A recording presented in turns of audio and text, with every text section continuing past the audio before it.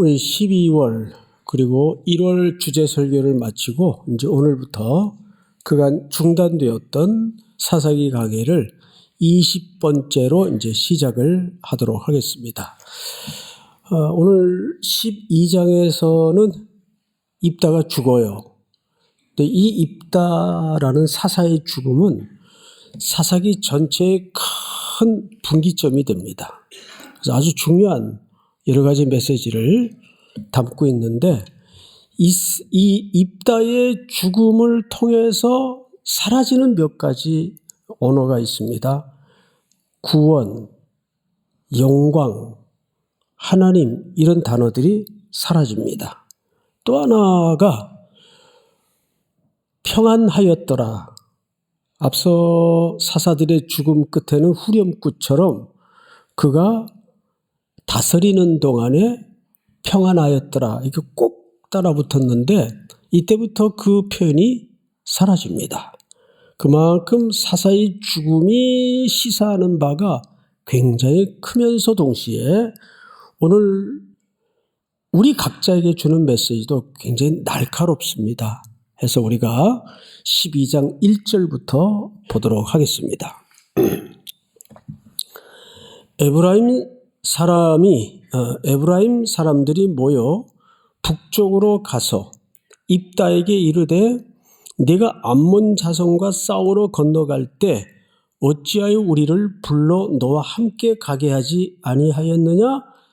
우리가 반드시 너와 네 집을 불사르리라. 자, 앞을 잠깐 보십시다. 좀 맥락을 가져야 되는데 우리 이제 여러 달 됐기 때문에 이 11장 앞에 무슨 일이 있었나? 암몬과 입다가 큰 싸움을 해요. 그리고 입다가 이깁니다. 근데 그 전쟁을 통해서 사실은 입다의 하나밖에 없는 딸이 영원히 볼 수 없는 아픔을 겪게 됩니다. 꼭 죽었다고 단정할 수 없지만 볼 수 없도록 하나님께 그의 극단적인 성격 때문에 바쳐지는 결과를 맞이합니다. 이렇게 해서 하나밖에 없는 외동딸 입다를 더 이상 만날 수 없는 관계로 끝이 나죠. 전쟁에 이겼어도 입다의 마음은 지금 시끄러워요. 내가 무슨 짓을 했지? 그때 누구라도 날 좀 말려주지. 내가 정말 어처구니 없는 짓을 했구나. 자, 그런데 문제는 끝났어요. 입다의 승리로. 그런데 돌발 변수가 일어납니다. 12지파 중에 맏형격인, 그렇다고 꼭 장남은 아니에요. 맏형격인 에브라임 지파가 찾아옵니다. 이렇게 얘기한 거죠. 야, 너희들 어떻게 이 중차대한 전쟁의 문제를 놓고 나한테 한마디 의논도 없이 나를 이 모든 절차상에서 배제시켜 놓고 전쟁을 치르고 전리품을 너희들 혼자 챙기는 법이 어딨냐. 이렇게 따진 거예요. 근데 그게 너무나 에브라임 지파의 입장에서는 자존심이 상했던 일이기 때문에 입다에게 이렇게 얘기를 하는 겁니다. 내가 너와 네 집을 멸절시키겠다. 불사르리라. 이렇게 공격과 비난을 퍼붓게 됩니다. 자, 이게 무슨 얘기냐 하면 에브라임이라는 뜻은 2배나 얻었다. 그래서 숫자도 제일 많아요. 지역도 당연히 넓고. 그러다 보니까 이 에브라임 지파는 항상 우리식 표현대로라면 센터 본능이 있어요. 뭐든지 중심에 서야 돼요. 그리고 맏형의 기질을 담은 잠재적, 내재적 인식을 갖고 있습니다. 위험한 거죠. 위험한 거죠. 근데 이 끄트머리에 해당하는 이 길르앗 족속이 입다를 중심으로 모압과 암몬과 전쟁을 하면서 의논 한마디 안에 그리고 나한테 도움을 한 청에 찾아온 거예요. 전쟁이 끝나고 나서. 야, 너희들 좀 보자. 뭐 암몬과 전쟁을 했다면서 근데 어떻게 의논 한마디 안 하냐? 우리를 배제시켜 놓고 그런 일을 한다는 것은 너희가 아직 에브라임 지파의 위대한 영향력을 제대로 인식을 못했구나. 손 좀 봐줄게. 버릇 고쳐줄게. 이렇게 된 거예요. 자, 그런데 이런 느닷없는 비난 앞에 선 입다의 입장에서는 안 그래도 지금 딸 문제 때문에 전쟁에 승리를 거두었어도 마음이 시끄러운 터에 에브라임 지파가 올라와서 약을 올리니까 비판을 쏟아부으니까 어떻게 했겠어요? 극단적인 그의 성격에 죽으나 사나 내가 이젠 더 이상 잃을 것도 없는데 그럼 한번 붙어보자. 이렇게 된 거죠. 입다는 사생자 출신이죠. 그래서 그의 성격의 형성은 굉장히 거칠게 형성이 되었고 많은 혈통적 컴플렉스를 갖고 자랐습니다. 이 컴플렉스를 하나님의 말씀을 통해서 승화시켰으면 참 좋았을 텐데 아쉽게도 그렇게 성장하지 못했어요. 그러다 보니까 표현도 그렇고 다 극단적이 됩니다. 뭐 아니면 도. 그래서 딸도 그렇게 사실상 잃어버린 겁니다. 그런데 이제 맏형격이라고 에브라임 지파가 올라와서 시비를 거니까 뭐 이제 더 이상 잃을 것도 없는데 뭐 아니면 도지 뭐 붙어보자. 전쟁이 일어납니다. 자, 여기서 우리가 조금 호흡을 멈추어서 생각해 볼 여지가 하나 있어요. 에브라임 지파 기준에서 보는 겁니다. 그는 뭐든지 중심에 서야 돼요. 뭐든지 자기가 앞장서야 돼요. 그리고 모든 영광은 자기에게 돌려줘야 됩니다. 이것을 보통 우리는 센터 본능이라고 해요. 그런데 한국의 교회가 이것을 자꾸 흉내내고 싶어하고 닮아가고 싶어해요. 세상은 그렇게 지향하고 목적을 가지고 갈 수 있어요. 그런데 교회는 항상 중심성보다는 주변성에 초점을 맞춰야 됩니다. 그 원본은 그리스도의 일생을 통해 우리가 확인하지 않습니까? 예루살렘 그 화려한 궁궐에 나지 않았어요. 누구도 주목하지 않는 그 외진 산골 베들레헴 작은 고을에서 태어나셨습니다. 그리고 그분이 자라셨던 동네도 야, 나사렛에서 무슨 선한 게 나겠냐 이렇게 빈정거리는 대상의 지역에서 예수님은 가난한 사람들과 성장하셨어요. 근데 슬슬 기독교가 숫자가 모여지고 규모가 커지면서 자꾸 대를 향하게 되고 중심을 향하게 되는 예수님은 마가복음에서 뭐라 그러시죠? 내가 섬김을 받으려 온 게 아니라 섬기러 왔다. 내 목숨을 많은 사람들의 대속물로 주려고 왔다.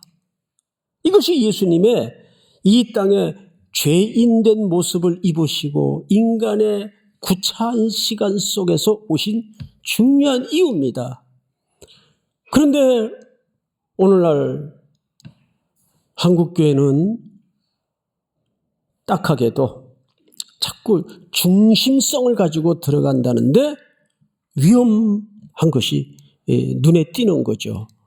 자, 이제 2절을 보세요.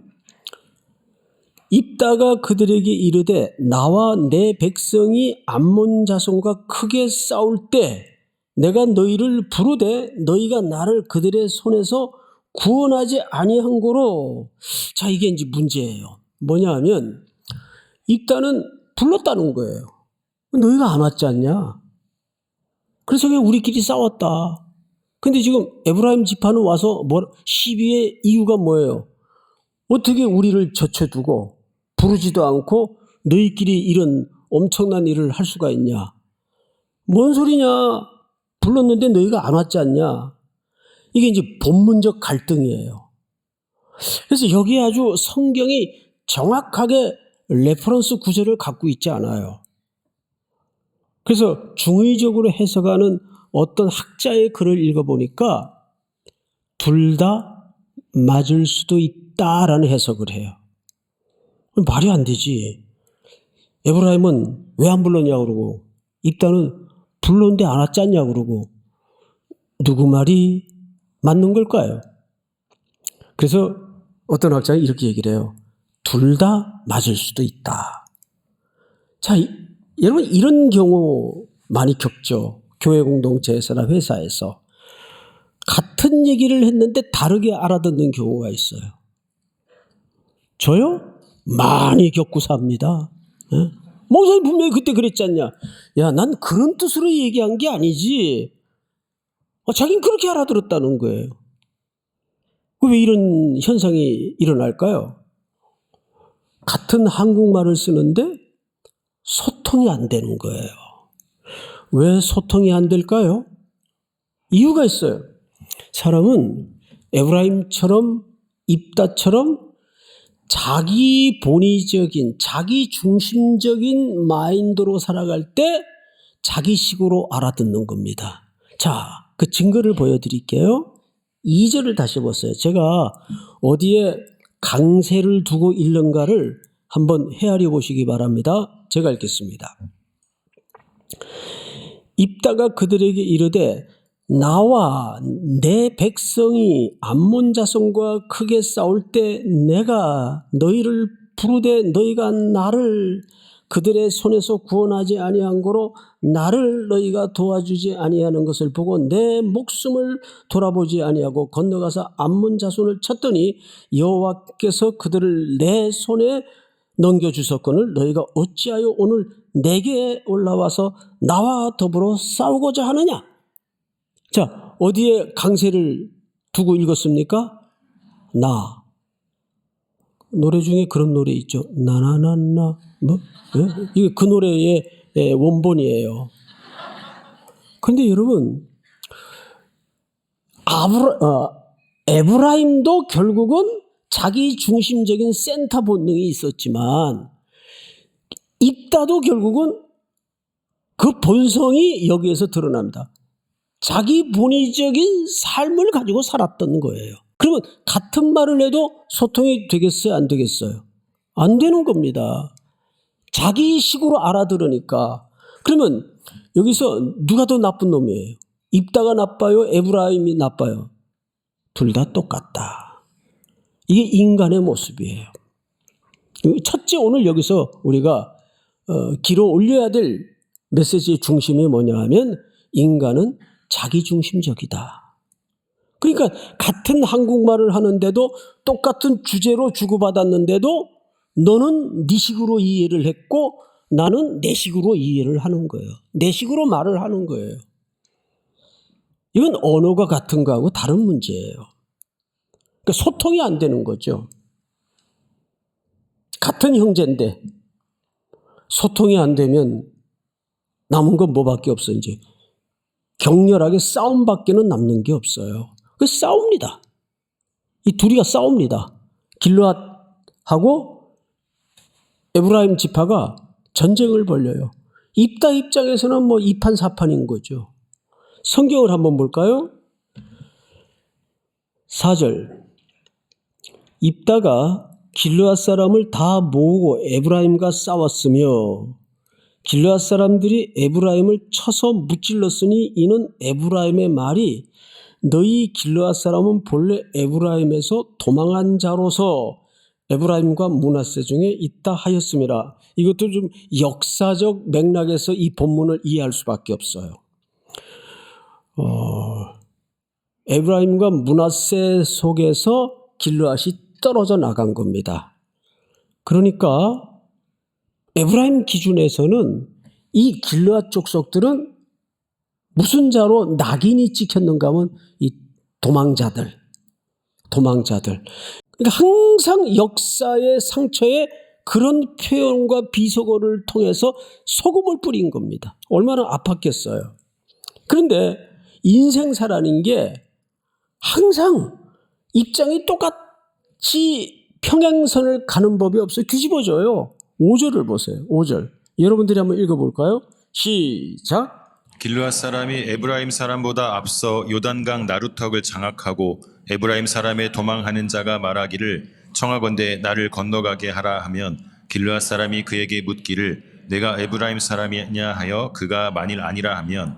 자, 무슨 얘기냐 하면 둘이 이제 붙었어요. 근데 에브라임이 참패를 합니다. 그래서 그들이 자기네 지역으로 도망가려고 요단 나루턱을 향해 도망을 가고 있어요.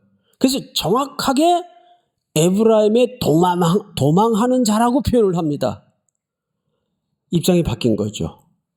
과거에 에브라임 입장에서는 길르앗 사람들을 보고 도망하는 자 이렇게 놀렸어요. 뻑하면 도망가는 놈들. 근데 이제는 누가 도망하는 자가 됐어요? 길르앗 입장에서 에브라임 사람들이 도망하는 자가 되었어요. 그럼 어디로 도망하는가 하면 요단강 나루턱으로 도망을 합니다. 강을 건너 가려고. 근데 이미 길르앗 사람들이 거기에 미리 가서 딱 나루턱을 장악하고 어떤 일이 벌어지는가 하면 잠시 검문 있겠습니다. 이거 휴가 나온 군인들 굉장히 섬뜩한 표현이죠. 잠시 검문 있겠습니다. 그래서 길르앗 사람들이 도망하는 에브라임 지파 사람들을 보고 이렇게 물은 거예요. 당신 에브라임 지파 사람입니까? 네, 그러면 어떻게 돼요?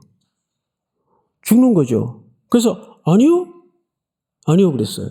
이게 같은 말 쓰고 모양새도 같고 그러니까 이게 그 당시에 혈액 검사를 할 수도 없는 거고 알 길이 없는 거죠. 신분증이 있던 때도 아니고.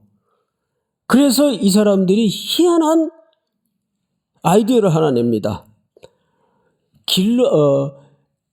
길르앗 사람들은 발음을 하는데 에브라임 지파는 못하는 발음이 있어요. 중모음을 못합니다. 시볼렛 해봐. 시볼렛. 이렇게 되는 거죠. 그러면 곤란해가지고 세상에 몇 명을 죽이냐 하면 42,000명을 죽여요. 그러니까 한 지파를 괴멸할 정도의 숫자를 죽입니다. 사륙이 일어나고 피에 칼바람이 붑니다. 자, 그러면 저를 보세요. 요단 나루턱은 이스라엘 민족에게 어떤 장소입니까? 40년 광야의 방황의 여정을 끝내고 약속의 땅으로 들어오던 길목이 요단 나루턱입니다. 거기는 생명의 나루턱이에요. 그런데 생명의 나루턱에서 세상에 사륙이 일어납니다. 얼마나 끔찍한 일이에요. 자, 그러면 여기서 우리가 두 번째 메시지가 뭐냐 하면 언어와 문화는 다름의 차이지 그 본질적 차이가 아니거든요. 그런데 언어와 문화라는 다름의 차이 때문에 네 편, 내 편을 갈라서 공격하고 형제끼리 사륙하는 끔찍한 일들이 벌어져요. 얼마나 무서운 일이에요. 그런데 이것이 비단 역사 속에서만 실제했던 일일까요? 교회 안에서도 많이 일어납니다. 학벌로 편가르고 직업으로 편가르고 연봉으로 편가르고 사는 동네로 편가르고 자기들의 표로 삼으려고 거짓을 만들어내고 다르면 공격을 하게 만들고 조작을 해서 일들을 벌입니다. 얼마나 무서운 일입니까? 근데 거기에 왜 교회들이 이데올로기에 갈라져야 되고 왜 지방색으로 교회들마저 나누어져야 되고 여기에 휘둘립니까? 그래서 여러분 사사기는 들어갈수록 나선형 하향 구조를 가지게 돼 있어요. 점점점 희망스러운 책으로 쓰여지는 게 아니라 점점점 깊게 저물어가는 책으로 쓰여집니다. 나선형 하향 구조를 갖게 돼 있어요. 그러면서 결국 우리는 이 사사기가 마칠 때쯤 뭘로 목마르게 하시는지 아십니까? 참된 사사는 누구일까? 참된 왕은 계시는 걸까? 이 대망을 우리 속에 가지게 돼요. 이 갈증으로 우리를 일으킵니다. 아멘. 주 예수여 오시옵소서. 믿습니까? 그리고 우리 참된 사사, 참된 왕은 예수 그리스도일 수밖에 없습니다. 거듭되는 사사들의 실패를 통해서 인류는 그 그리스도를 목마르게 만드는 거죠. 우리는 에브라임 또는 입다 그 외에 작은 3명의 사사의 기록들을 보면서 이 땅에서 센터 본능으로 주인공이 되고 싶어하는 욕망을 내려놔야 됩니다. 여러분 물론 돈 보십시오. 좋은 직장 들어가십시오. 세상 기준에서 성공하십시오. 그런데 그것이 하나님의 서사와 맞물리지 않으면 그냥 잘 먹고 잘 사는 것 외에는 아무것도 아니에요. 누구의 영광을 위해서? 하나님의 영광을 위해서, 그의 나라를 위해서 이것이 내 하루하루의 치열했던 걸음들이 맞닿아져야 됩니다. 두 번째는 입다와 길르앗의 이 십볼렛 사건은 오늘날에도 교회 안에 얼마든지 벌어지고 있다는 거예요. 다름의 차이 때문에 편 가르고 네 편 내 편을 갈라서 공격하고 서로의 상처에 소금을 뿌려대는 일들이 오늘날에도 벌어지고 있어요. 구분을 통해서 배타적이 되어버리고. 마지막으로 세 번째는 소사사들의 기록에는 어떤 안식이나 어떤 평안의 기록이 없어요. 그런데 이 기록에는 공통점이 뭔지 아세요? 아무 일도 일어나지 않았어요. 그걸 우리는 편안하다고 얘기하죠. 편안함과 평안은 다릅니다. 편안함은 가짜 평화예요. 거짓 평화입니다. 여러분 저 무덤에 가보세요. 또 가끔 어머니 안장되어 있는 무덤에 가는데 거기 가면요. 누구도 시비를 걸질 않아요. 누구도 문제를 제기하지 않아요. 조용해요. 아무 일도 일어나지 않아요. 그걸 평안이라고 얘기할까요? 평안은 시끄러운 속에서 대적의 덤벼드는 순간 앞에서도 하나님과 사사건건 함께하고 들어가는 싸움입니다. 하나님 이 문제 어떻게 해요? 나 너무 힘들어요. 죽겠어요. 그 너무 더 심각한 일들이 있겠죠. 그때마다 우린 누구에게 머리를 들이밀어야 됩니까? 십자가 앞에, 하나님 앞에. 하나님 나 이 힘 다 떨어졌어요. 일어날 힘도 없어요. 그래서 그 고통스러운 일상의 서사가 끊임없이 하나님과 치열하게 살아내는 승리로 나타내야 됩니다. 거짓 편안함에 속지 마십시오.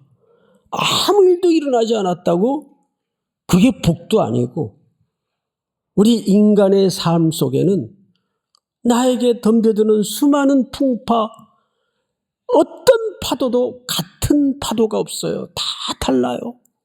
산 넘으면 강 나오고 강 건너면 더 높은 산이 나오고 그런데 이젠 우린 알아요. 하나님께서 우리를 그 길로 인도하실 때 나와 어떤 스토리를 만들어 가기를 원하시는가? 믿습니까?